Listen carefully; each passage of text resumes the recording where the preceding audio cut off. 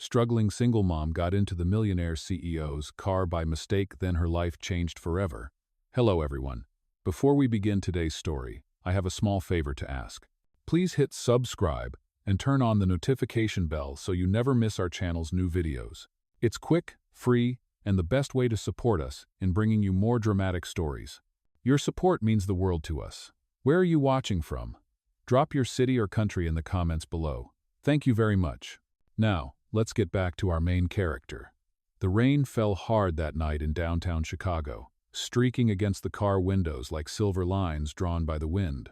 Streetlights blurred in puddles, and the cold air bit through Lena's thin jacket as she hurried across the parking lot, clutching a paper bag of groceries in one hand and her 6-year-old son's worn teddy bear in the other.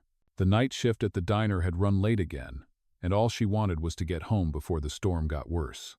When a sleek black sedan pulled up to the curb, headlights low and engine humming softly, she thought it was the rideshare her friend had promised to send. She tugged open the back door, slipped inside, and exhaled, her breath fogging the glass. "Thank God. I thought you forgot me," she murmured, shaking rain from her hair. The man in the driver's seat didn't answer. His profile was sharp against the glow of the dashboard, his suit perfectly pressed, his expression unreadable. Sorry, can we stop by Fifth Avenue before heading home? My kids—" Her voice faltered as the man turned toward her. Those eyes cold, gray, steady, curious. Not the middle-aged neighbor she expected. Her heart dropped. "You're not Mr. Collins, are you?" she whispered. "No," he said evenly, his voice low and calm. "And you're sitting in the wrong car." Heat rushed to her face. "Oh my God, I'm so sorry." She fumbled for the door handle, but the automatic locks clicked before she could open it. The man sighed softly. "Wait, it's pouring out there. Just take a minute." She froze, torn between embarrassment and relief as thunder rolled above them. The faint scent of cedar and coffee filled the car. He glanced at her grocery bag, soaked through. "You shouldn't be walking alone at this hour," he said, his tone neither kind nor harsh, just factual. "It's not safe. I didn't plan on it," she muttered, hugging the teddy bear to her chest. "My friend said she'd send her car, but guess I got the wrong one." He nodded once, then quietly reached for the control and unlocked the door. "I can drop you somewhere close," he offered without looking at her. "It's on my way." "That's okay," she said quickly, but her voice trembled. "I don't want to bother you." "You already have," he said dryly. But there was a trace of humor in it now. Something in his tone made her stay. She hesitated, then whispered, "Maybe just 2 blocks, if that's all right?" He nodded again, shifting the car into drive. The city lights slid past in gold and rain-streaked reflections. She stared out the window, her pulse still racing. He glanced at her once, then at the small bear she held. "Your son?" "Yeah," she said softly. "He waits up for me sometimes. Says he can't sleep till I get home." There was a pause, heavier than the rain. "He's lucky," the man said finally. "Some kids don't have anyone waiting." She looked up, surprised. For a second, his eyes softened before turning back to the road. She didn't know that the stranger whose car she'd entered by mistake wasn't just any man, but Adrian Hale, the CEO of Hale Industries, one of the most powerful tech companies in the city. And she had just left behind, unnoticed on the seat beside her, the teddy bear with a stitched patch across its chest, a small, soaked piece of fabric that would soon lead their worlds to collide again. The next morning, the storm had passed, leaving the streets shining under a pale winter Sunday. Lena woke to the faint sound of her son's laughter from the next room, the kind of laugh that almost made her forget the empty fridge and the stack of bills on the counter. Almost. She poured the last of the milk into a small bowl of cereal and slid it toward him. "Eat slow, buddy. That has to last until dinner." Her son, Noah, nodded, cheerful as ever, his hair sticking up in every direction. He was the reason she kept going, the reason she could smile, even when everything else hurt. Her phone buzzed on the table. A message from the property manager. Asterisk, asterisk. Rent due today. No more extensions. Asterisk, asterisk. Her stomach twisted. She had double shifts this week at the diner, but tips had been low. She needed another job, anything. Later that afternoon, she saw a small flyer posted outside a glass tower downtown. Evening cleaning staff needed. Apply inside. Hale Industries. She almost laughed at the irony. The same name from the business card on the dashboard of the car she had accidentally entered last night. But she was desperate, so she went inside.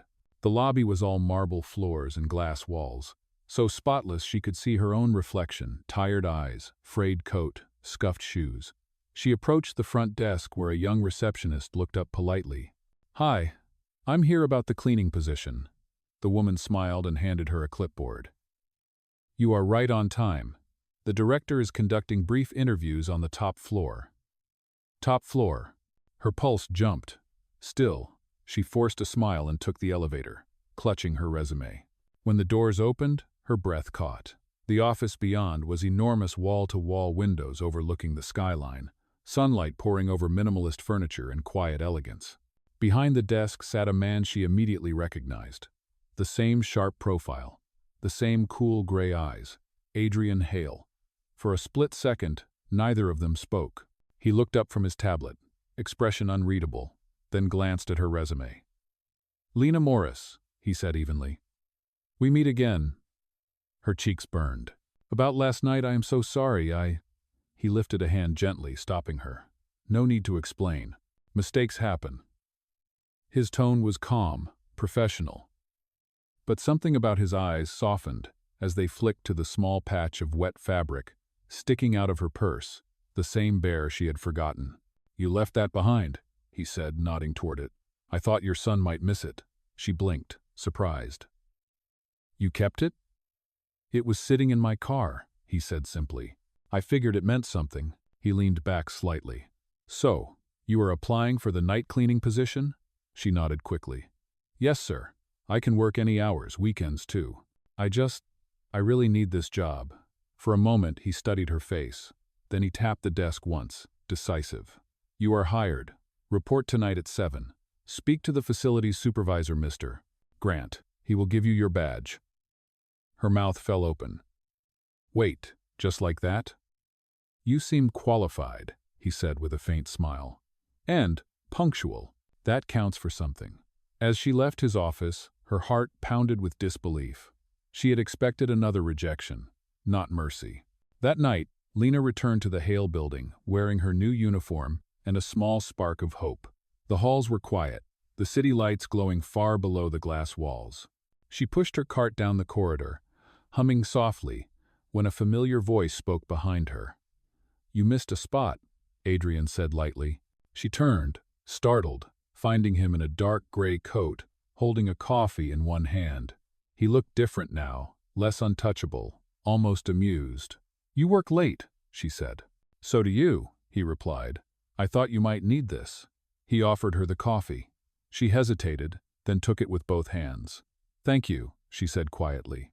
"You are welcome," he said. And for the first time, she saw him smile, genuine, small, but real.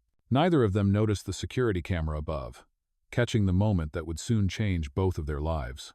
Over the next few weeks, Lena's nights settled into a quiet rhythm inside the towering glass building of Hale Industries. She would arrive just before sunset, tie her hair back, put on her gloves, and start cleaning the endless hallways while the city outside faded into a sea of lights. The pay was modest, but steady, and it kept her and Noah afloat. Each night, she crossed paths with Adrian Hale, usually long after most of the executives had gone home. He would still be in his office, the only light burning on the top floor, surrounded by papers and silence. Sometimes, when she was mopping the corridor near his door, he would glance up and offer a small nod or a few words that sounded casual but carried weight. "You work hard," he said one evening without looking up from his screen. "You do not stop." She smiled shyly. "It is how I was raised. You do not get anywhere standing still." He looked at her then, really looked, and for a brief second his usual calm cracked into something like admiration. She moved on, her cheeks warm. On Fridays, when she came in earlier, she sometimes brought Noah with her for the first hour before her shift started. He would sit quietly in the break room, drawing superheroes on scraps of paper while waiting for her neighbor to pick him up. One night, Adrian passed by and noticed the small boy through the glass. "Your son?" he asked later as they met in the lobby. "Yes," she said, wiping her hands on a rag. "His name is Noah. He is 6. He likes to draw." Adrian glanced toward the room again, watching the boy press a crayon hard against the paper. "That is a strong name," he said softly. "He looks a lot like you," she chuckled. "Poor kid, right?" He smiled faintly. "Could be worse." Something about his tone made her laugh, and for the first time, the sound echoed warm in the empty hall. As days turned into weeks, the distance between them began to thin. Sometimes he would leave a cup of coffee near her cart with a note that simply said, "Stay warm." Other times, she would find herself pausing by his door, listening to the faint music he played when he thought no one was around, soft piano pieces that made the building feel less lonely. One night, she found him standing by the large window overlooking the city, his jacket folded over a chair. The lights reflected off the glass, outlining the exhaustion on his face. "You ever get tired of all this?" she asked quietly, surprising herself. He turned, eyebrow raised. "All what?" "The view, the power, the silence." He hesitated, then said, "Every day." She met his eyes, realizing how human he suddenly seemed. "Then maybe you need a break," she said. He gave a short laugh. "And do what? Clean the floors?" "Could not hurt," she teased. He smiled again, but there was sadness behind it. "Maybe you are right." That night when she came home, Noah ran to her, waving a drawing. "Mom, look, it is the tall building where you work, and that is the man who brings you coffee." Lena froze, then laughed, tousling his hair. "He is just my boss, sweetheart." But deep down, she knew something had shifted. The next evening, Adrian left early for the first time since she had known him. As he stepped out of the building, he glanced back through the glass, watching Lena wipe the counter near the elevator, humming to herself. He did not understand why that simple sight made the corners of his mouth lift. Maybe it was the quiet warmth she carried, the kind he had not felt in years. Inside her locker, Lena found a small envelope addressed only with her name. Inside was a note written in neat handwriting. "For your son, every artist needs supplies." Alongside it was a box of colored pencils and a gift card to an art store. She stared at it for a long moment, torn between gratitude and disbelief. No signature, but she knew exactly who had left it. She pressed the note to her chest and whispered, "Thank you," though he was nowhere near to hear it. 2 weeks later, a quiet buzz spread through the Hale Industries building about the company's annual charity gala. It was the kind of event that filled magazines, all shimmering gowns and tuxedos, where the city's elite smiled for cameras and traded donations for prestige. For Lena, it meant extra hours cleaning the ballroom before the guests arrived, polishing the marble floors until they gleamed like mirrors.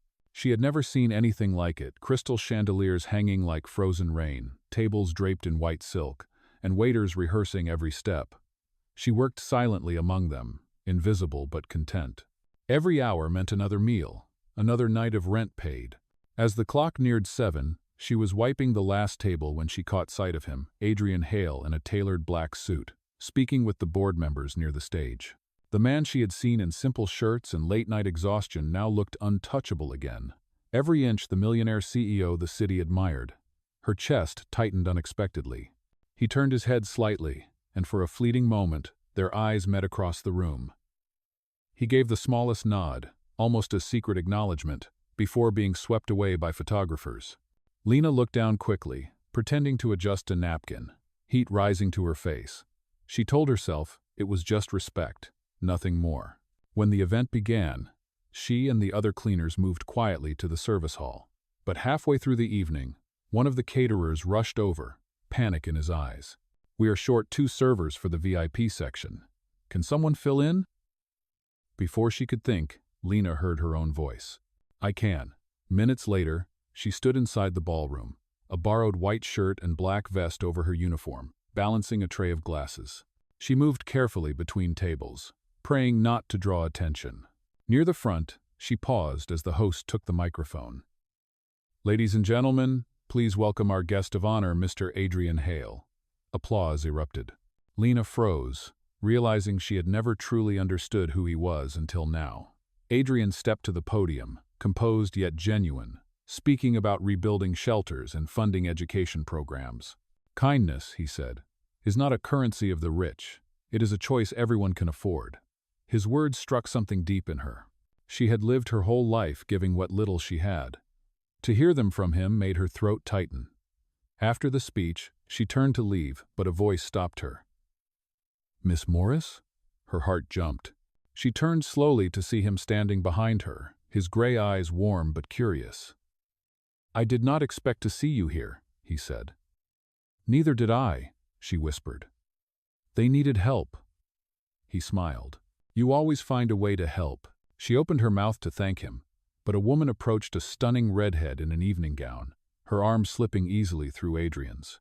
"Darling, they are waiting for us," the woman said smoothly, giving Lena a polite but dismissive glance. "Of course," Adrian replied, his tone suddenly formal again.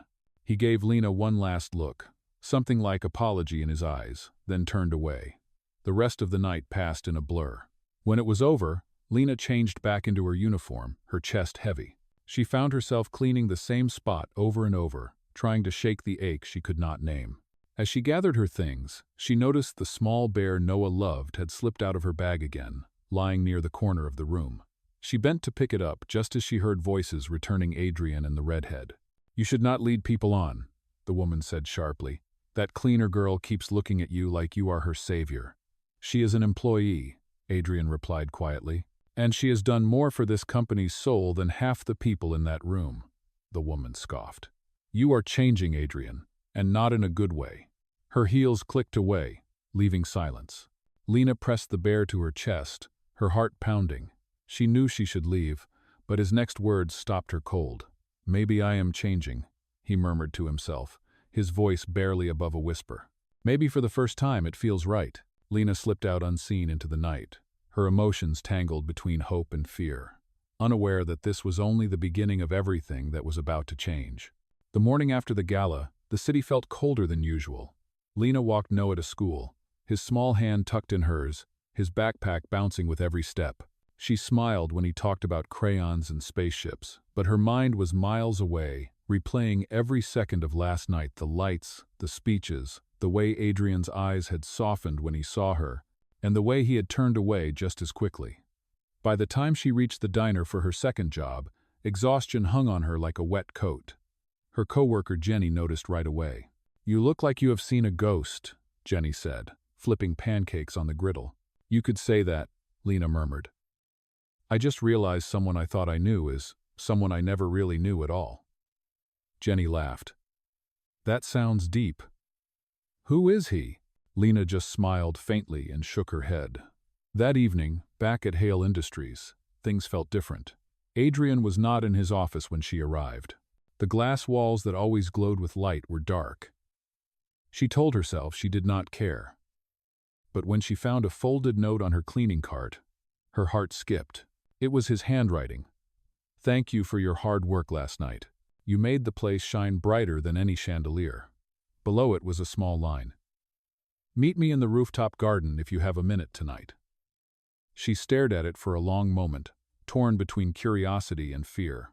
Still, as the clock neared midnight, she found herself stepping into the elevator and pressing the button marked R.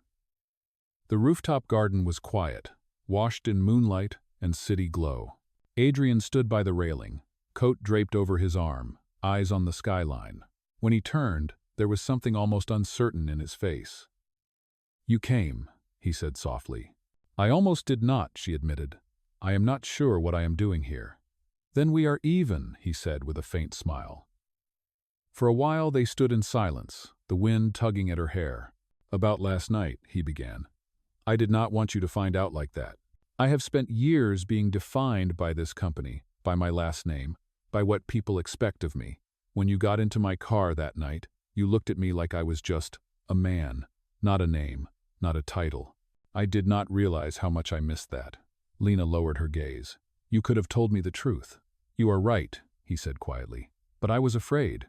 People see what they want when they hear CEO. They stop being honest. You did not. That is what I liked about you." The words lingered between them, fragile as glass.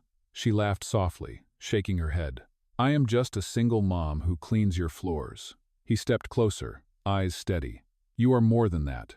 You are the most real person I have met in a very long time." Her heart pounded. She wanted to believe him, but she could already hear the echo of that redhead's voice from last night. You should not lead people on. She stepped back slightly, clutching her coat. Adrian, I cannot be part of your world. People like me do not get to stay in places like this. Then let me change that, he said, his voice low, almost pleading. She shook her head. You do not have to save me. Who said anything about saving? He asked. Maybe you saved me. Her breath caught. For a second, the noise of the city faded away, leaving only the two of them and the soft hum of the wind. Then her phone buzzed a message from her landlord, reminding her rent was due. Reality hit hard. I should go, she said quietly. Noah has school in the morning. He nodded, though his eyes did not leave hers. Then at least promise me one thing, he said. Do not disappear again. She hesitated, then whispered, I will try. As she left, Adrian stood alone under the moonlight, watching her go, his chest tight with something he had not felt in years' hope. Downstairs, Lena pressed her hand over her heart, the folded note still in her pocket, and for the first time since she could remember, she let herself smile. Days turned into weeks, and something quiet yet undeniable began to grow between them. Adrian found reasons to linger in the hallways when Lena worked, asking harmless questions about her son or the diner where she used to work, always listening as if every detail mattered. For Lena, the rooftop conversation had left a mark she could not shake. She told herself it was nothing, that he was just being kind, but late at night, she caught herself smiling when she thought of the way he said her name.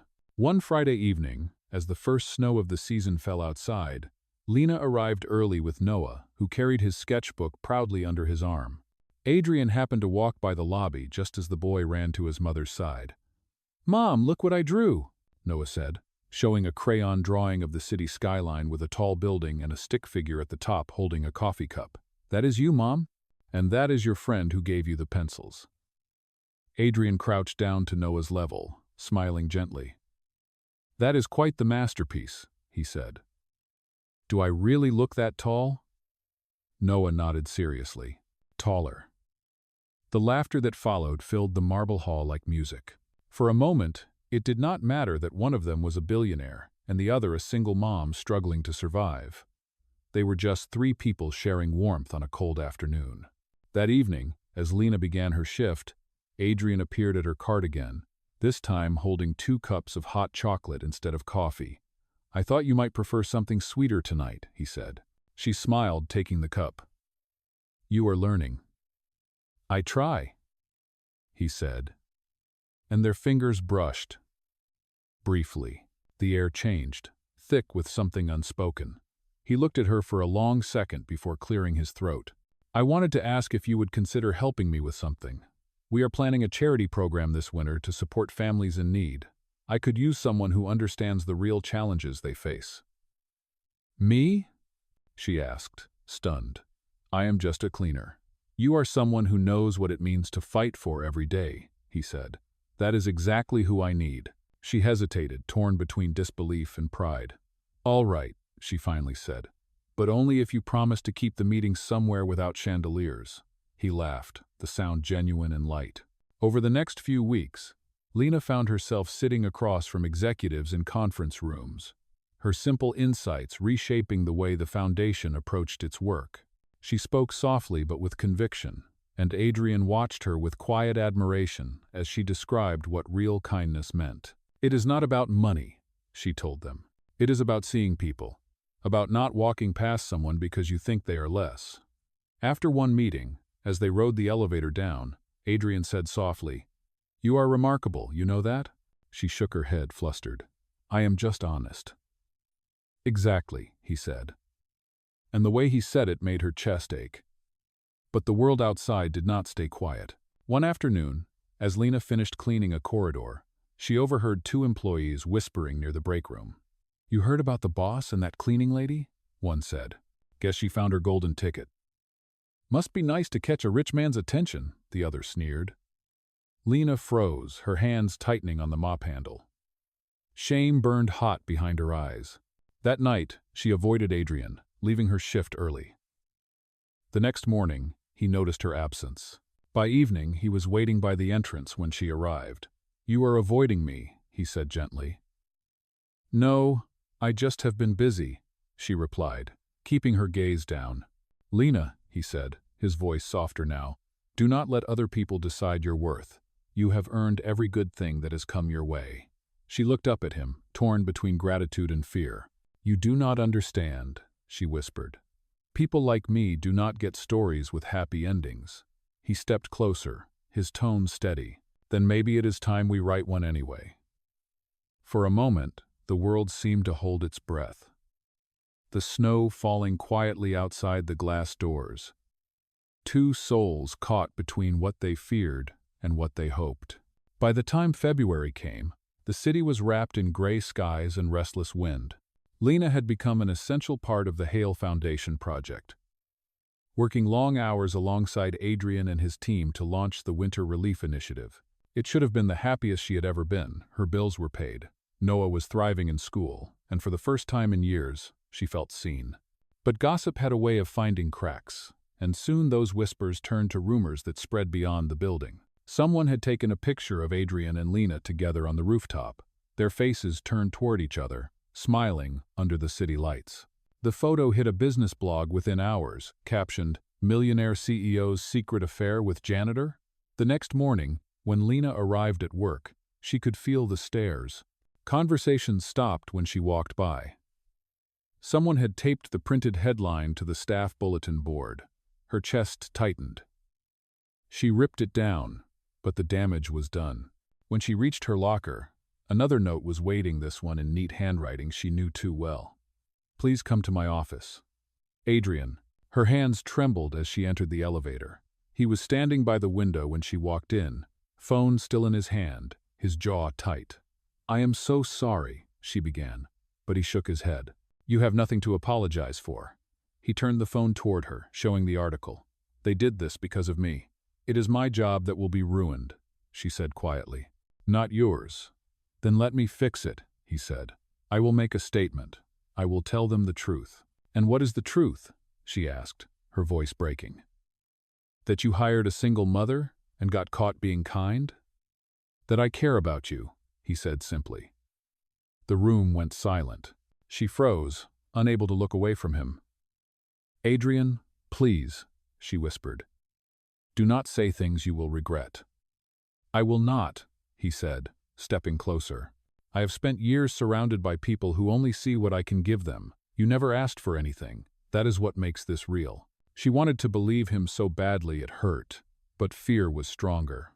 "Real does not pay rent," she said, her voice trembling. "Real does not stop people from talking." She turned to leave, but his voice followed softly. "Lena, do not walk away." "I have to," she said, tears blurring her vision. "For Noah, for myself." When the door closed behind her, the sound echoed like a goodbye. The next day, she did not show up for work. Calls went unanswered. The week passed, and Adrian grew restless. Checking the break room, the cleaning schedule, even calling the diner where she had once worked. Nothing. One evening, as he walked through the lobby, he saw a small figure sitting on a bench near the entrance, Noah, clutching his teddy bear. Adrian knelt beside him instantly. "Noah, what are you doing here? Where is your mom?" The boy sniffled. "She is packing. We are moving to Grandma's. She said she cannot work here anymore." Adrian's heart sank. "Where is she now?" "Home," Noah said. "She cried a lot." Adrian stood slowly, resolve settling over him like armor. The next morning, he canceled his meetings and drove through the slushy streets to the small apartment complex where Lena lived. When she opened the door, her eyes were tired but surprised. "Adrian, you should not be here." "Then you should not be leaving," he said. She crossed her arms, weary. "You do not get it. I have had to fight for everything my whole life. I cannot let someone's rumor undo all of that." "You think walking away will protect you?" he asked softly. "It will not. It will only prove them right." She blinked back tears, shaking her head. "You cannot fix this." "Maybe not," he said, "but I can stand beside you while you do." He reached into his coat and handed her a folded envelope. Inside was a letter of reference, signed by him, offering her a permanent position within the Hale Foundation, not as a cleaner but as program coordinator. "You earned this," he said. "You taught me what real strength looks like. Please, do not disappear." For a long moment, she said nothing. Then, in a whisper, "You really are impossible." He smiled faintly. "So are you." She looked down at the letter again, her hands shaking. For the first time, she did not know whether to run or to stay. It took her 2 full days to make a decision. The letter sat untouched on the kitchen table, the paper slightly wrinkled from where her fingers had pressed against it again and again. Noah sensed her silence, his big brown eyes watching her carefully as he drew at the table. "Are we still moving, Mom?" he asked softly. Lena looked at him, her heart aching. "I do not know yet, sweetheart." That night, when the apartment grew quiet, she opened the envelope once more and read every line slowly. The words were simple but full of faith. "This role is not given as a favor but as recognition. Your insight, compassion, and resilience represent the future of this foundation." It was signed, Adrian Hale. The next morning, she took a deep breath and dialed his number. When he answered, she said only, "I will take the job." The smile in his voice was almost audible. "You just made my week," he said. "Welcome back, Lena." Weeks passed, and true to his promise, Adrian never once treated her as anything less than an equal. Together, they launched the Second Chance Initiative, a program that helped single parents find steady work and affordable housing. Lena poured her heart into it, meeting with families, collecting stories, and sharing her own. Every time she saw a mother's face light up when handed a job offer, or watched a child run into a safe home for the first time, she felt something bloom inside her, something she had not felt in years: pride. Adrian stood beside her through it all, his admiration growing into something deeper. But he kept his distance, letting her find her footing, never pushing, only supporting. One evening, after a long day at a community center, Lena and Adrian sat on a park bench watching Noah chase snowflakes. "You know," Adrian said quietly, "when we first met, I thought I was helping you. Now I am starting to think it was the other way around." She smiled softly. "You helped me too. You reminded me that good people still exist." He turned to her, his expression unreadable but warm. "Do you ever think about that night? The wrong car?" She laughed lightly. "I think about it all the time. It feels like a lifetime ago." "It changed mine," he said simply. The words hung in the air, gentle and real. Before she could answer, Noah ran up, clutching a handful of snow. "Mom! Mr. Adrian, look, it is a heart!" He opened his small hands to reveal a lumpy snow shape, uneven but sincere. Adrian smiled, taking it carefully. "It is perfect," he said. "Can I keep it?" Noah nodded proudly. Lena watched them, her chest tightening with emotion she could no longer ignore. The sight of Adrian kneeling beside her son, laughing and patient, filled a space in her heart she had long closed. Later that night, after putting Noah to bed, she found herself staring at her reflection in the window. For so long she had built walls to protect herself, but now those walls were cracking, letting in something terrifying and beautiful hope. The next morning, when she arrived at the office, Adrian was waiting with a surprise. In the lobby stood a display board featuring photos from their charity events, families smiling, children playing, and in the center, a framed picture of Lena speaking at the launch ceremony. Above it read, "The Heart of Second Chances." She stared at it, speechless. "You did this," she whispered. "You deserve to be seen," he said. "The world should know who made this possible." Her eyes shimmered, emotion caught in her throat. "I do not know what to say." "Then just say you will stay," he said softly. She met his gaze, the unspoken feelings between them finally too strong to hide. "I am not going anywhere," she said. He smiled, and for the first time in a long while, they both felt like they were exactly where they were meant to be. What none of them knew was that their story was about to reach its turning point, a public event that would reveal everything once and for all. The spring gala of the Hale Foundation arrived faster than anyone expected. The Second Chance Initiative had surpassed every goal, providing jobs and housing for hundreds of families across the city. The event was held at the same grand ballroom where, months earlier, Lena had once carried trays unnoticed through the crowd. This time, She stood beside Adrian at the front of the stage, her name printed proudly on the banner behind them. "You ready?" he asked quietly, straightening his tie. "Not even a little," she whispered with a laugh. "Good," he said, smiling. "Neither am I." The lights dimmed, and applause filled the room as Adrian stepped to the microphone. "Tonight," he began, "we celebrate more than success. We celebrate the strength of people who refuse to give up, and one of them is standing right beside me." He turned toward her, his voice steady but full of pride.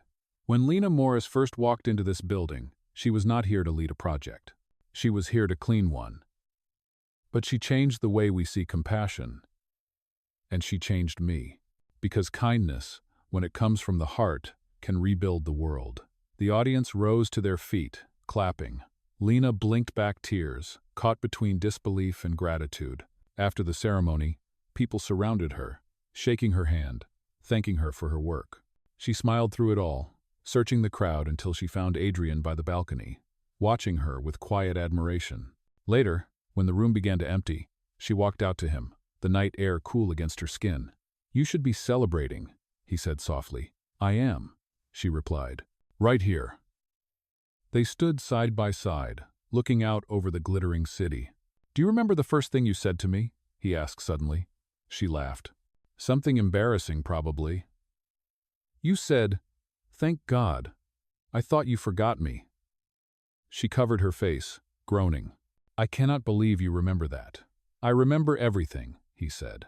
The words made her heart skip. For a long moment, neither of them spoke. Then he reached into his pocket and pulled out something small, a familiar, worn teddy bear with a stitched patch on its chest. "This little guy has been waiting for his homecoming," he said. She gasped softly. "You kept it all this time?" "I told you I do not lose things that matter," he said. "And I am not planning to start now." He held her gaze, his voice gentle but firm. "Lena, I spent years believing love was a distraction, something that slowed you down. But you taught me it is what makes all the success worth having. I do not want to keep pretending this is just friendship." Her breath caught as he took a step closer. "You changed my life the night you got into the wrong car," he said. "But I think it was the right mistake, the one that led me to you." Her eyes shimmered. "Are you sure about this? About me?" "I have never been more sure of anything," he said, pulling a small velvet box from his pocket. Inside was a simple silver ring. "I am not asking you to step into my world. I am asking if I can be part of yours." Tears filled her eyes as she nodded, unable to speak. When he slipped the ring onto her finger, applause erupted from the doorway staff members, friends, and even Noah, who grinned from ear to ear. "Does this mean Mr. Adrian is staying with us forever?" Noah asked, running over. Adrian knelt, smiling. "If your mom will have me." Noah looked up at Lena. "Please say yes, Mom." She laughed through her tears. "I think we can make room." The three of them hugged as the city lights glowed around them. Later that night, as the guests left and the music faded, Lena whispered, "You know, it all started with a mistake." Adrian smiled, brushing a tear from her cheek. "The best mistake either of us ever made." And with that, under the same city lights that once witnessed their first meeting, they began the life neither of them had dared to dream.